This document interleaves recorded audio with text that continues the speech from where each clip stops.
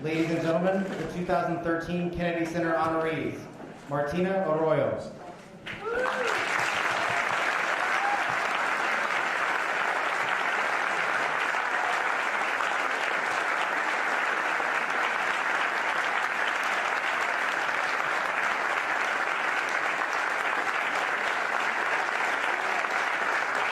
Kirby Hancock.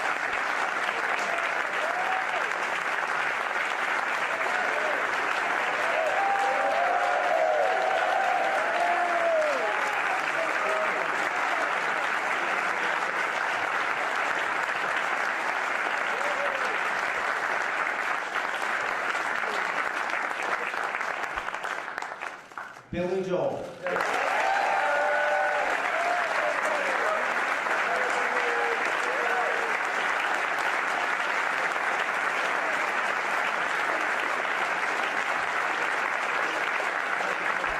Shirley McLean.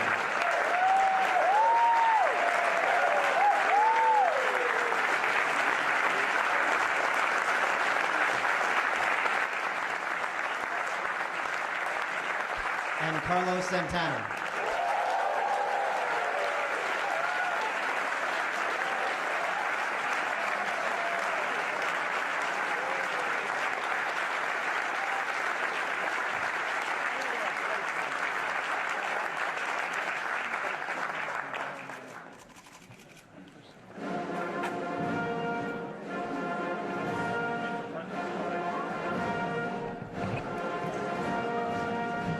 Ladies and gentlemen, the President of the United States and Mrs. Michelle Obama.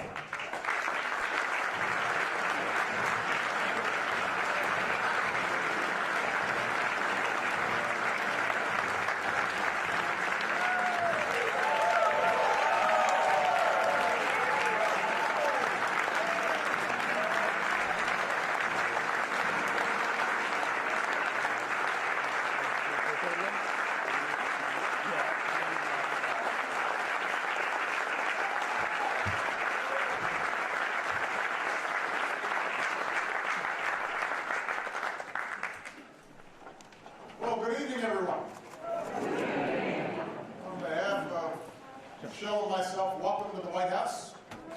This is truly one of our favorite nights of the year, and not just because of everyone who visits the White House. This group also usually wins Best Dressed Award. All of you look spectacular. I am a little disappointed that Carlos Santana wore one of his more conservative shirts this evening. Back in the day, you could see those things from space.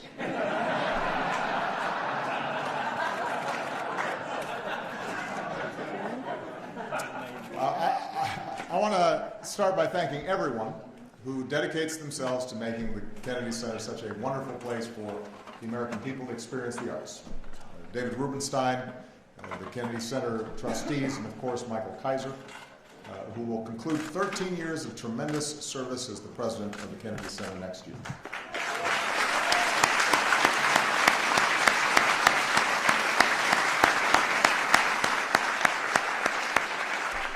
So on behalf of Michelle and myself, we want to all thank Michael so much for the extraordinary work that he has done. As always, this celebration wouldn't be what it is without the enthusiasm of the co-chair of the President's Committee on the Arts and the Humanities, George Stevens. George.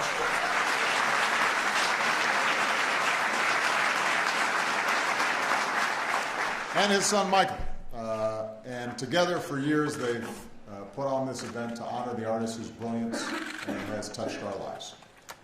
Now, President Kennedy once said of such creative genius that the highest duty of the writer, the composer, the artist is to remain true to himself and to let the chips fall where they may.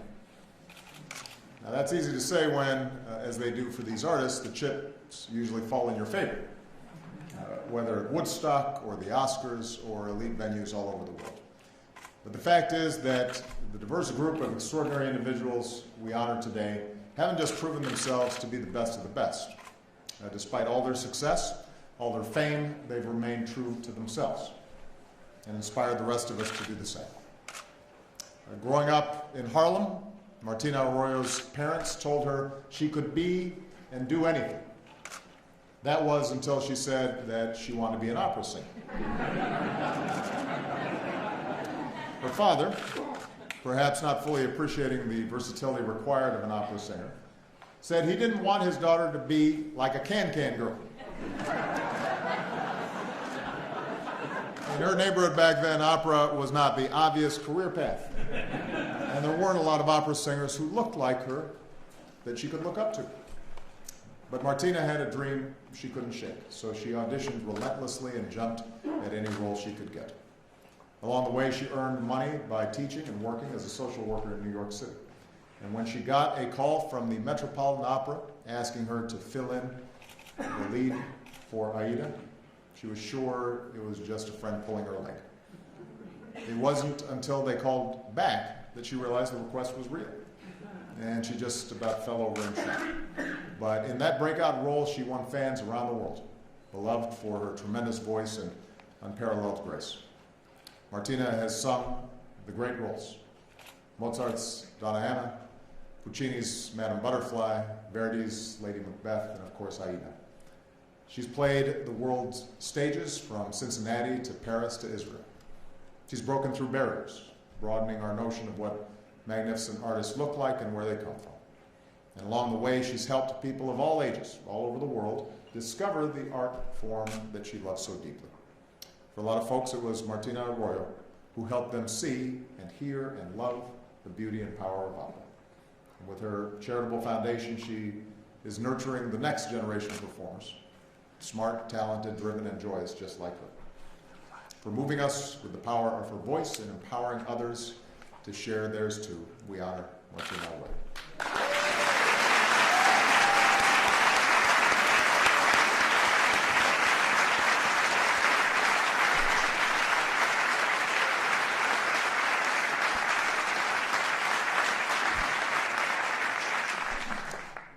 Herbie Hancock played his first concerto with the Chicago Symphony Orchestra when he was 11 years old. 2 years later, he heard a classmate play jazz piano at a variety show and thought, that's my instrument, and he can do that? Why can't I? It turned out he could. By 23, Herbie was playing with Miles Davis in New York and on his way to becoming a jazz legend. And he didn't stop there. In the 70s, he put his electrical engineering studies to work and helped create electronic music. In the 80s, his hit Rocket became an anthem for a fledgling new genre called hip-hop. At one recent show, he played alongside an iMac and 5 iPads. And a few years ago, he became the first jazz artist in 43 years to win a Grammy for Best Album. But what makes Herbie so special isn't just how he approaches music, it's how he approaches life. He tours the world as a UNESCO Goodwill Ambassador. He's done so many benefit concerts that Joni Mitchell once gave him a watch inscribed with the words, "He played real good for free."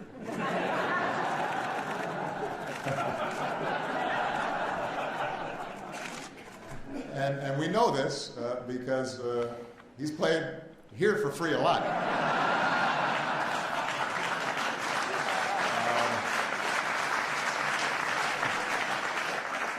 We work Herbie, I'm telling you.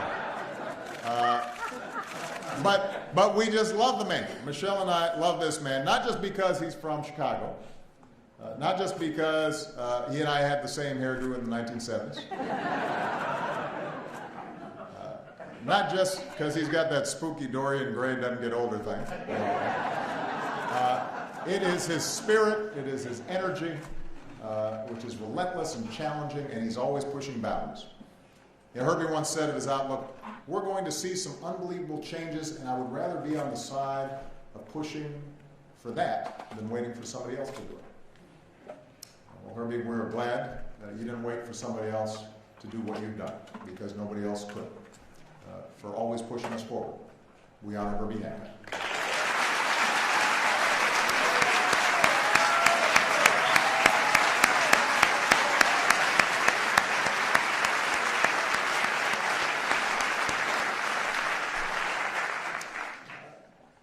When a 22-year-old Carlos Santana took the stage at Woodstock, few people outside his hometown of San Francisco knew who he was. and the feeling was mutual. Carlos was in such a, shall we say, altered state of mind that he remembers almost nothing about the other performance.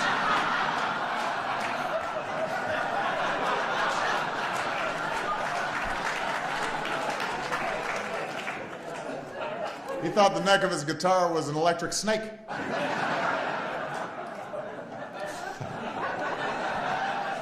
But that did not stop Carlos and his band from whipping the crowd into such a frenzy with a mind-blowing mix of blues and jazz and R&B and Latin music. They never heard anything like it. And almost overnight, Carlos Santana became a star. It was a pretty steep climb for a young man who grew up in Mexico playing the violin for tourists, charging 50 cents a song. But as a teenager, Carlos fell in love with the guitar. He developed a distinctive sound that has drawn admirers from Bob Dylan to Herbie Hancock. And he gave voice to a Latino community that had too often been invisible to too many Americans. You can cuss or you can pray with the guitar, Carlos says. He found a way to do both.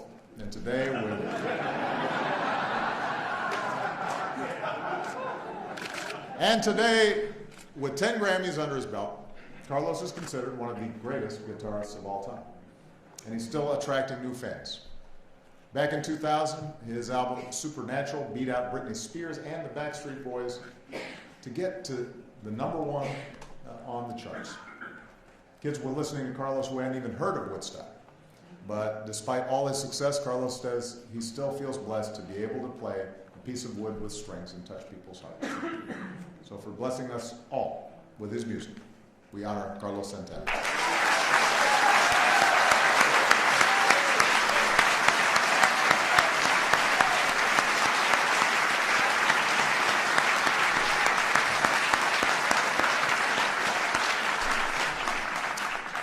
Now, when you first become president, one of the questions that people ask you is, what's really going on at Area 51?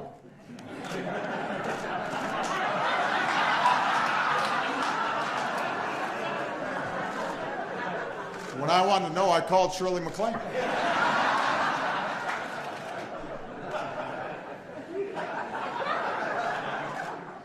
I think I just became the first president to ever publicly mention Area 51. How's that? So,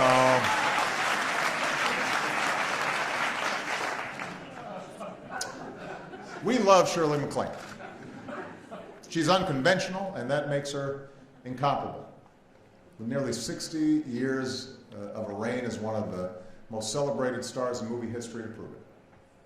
There are some performers that are indelible, said one fan about Shirley. We fall early and we fall hard for them and we follow them for the rest of their lives. Now that fan just happens to be a legend in her own right, who we honored here 2 years ago, Meryl Streep. But Meryl's not the only one who fell hard. Shirley has been drawing fans, including me, since, well, not since she first lit up the big screen, because in 1955 she was in Alfred Hitchcock's The Trouble with Harry, but she's still been spitting fire with the same old spunk, most recently playing the American Grandma in Downton Abbey, which Michelle's, I think, got some early previews for. Along the way, Shirley has racked up about every Hollywood award that is out there. And that's why her nickname, Powerhouse, is so fitting. The truth is, Shirley earned that nickname for hitting the most home runs on the boys' baseball team when she was a kid. But I'd say that it still works pretty well to describe her today. And that's because Shirley MacLaine's career isn't defined by a list of film roles and musical performances. Through raucous comedies and stirring dramas and spirited musicals, Shirley's been fearless, and she's been honest, and she's tackled complicated characters, and she's revealed a grittier, deeper truth in each one of those characters, giving every audience the experience of cinema at its best. It's a motto she has lived by. Don't be afraid to go out on a limb. That's where all the fruit is. For her risk-taking, for her theatrical brilliance, for her limitless capacity for wonder, we honor this American powerhouse, Ms. Shirley MacLaine.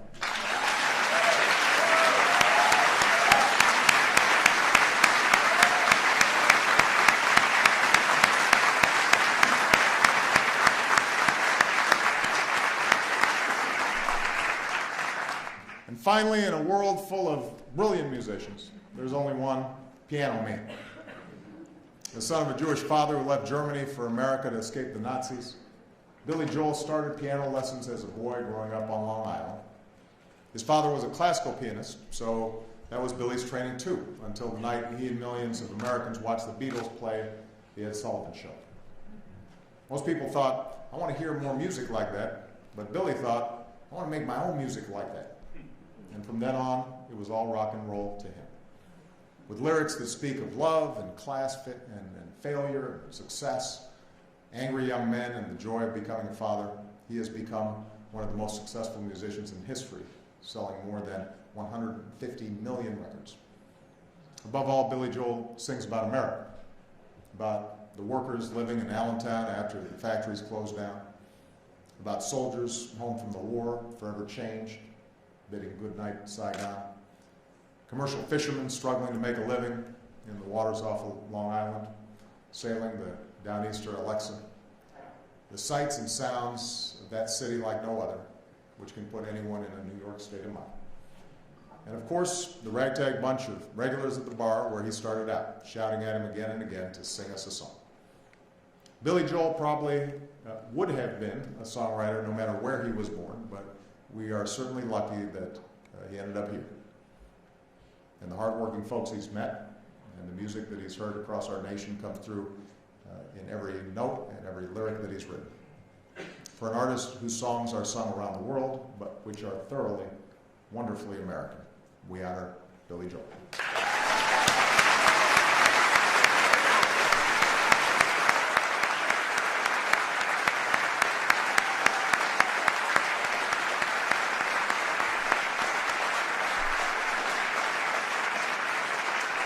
So, Martina Arroyo, Herbie Hancock, Carlos Santana, Shirley MacLaine, Billy Joel. Each of our brilliant honorees has given us something unique and enriched us beyond measure, as individuals and as a nation.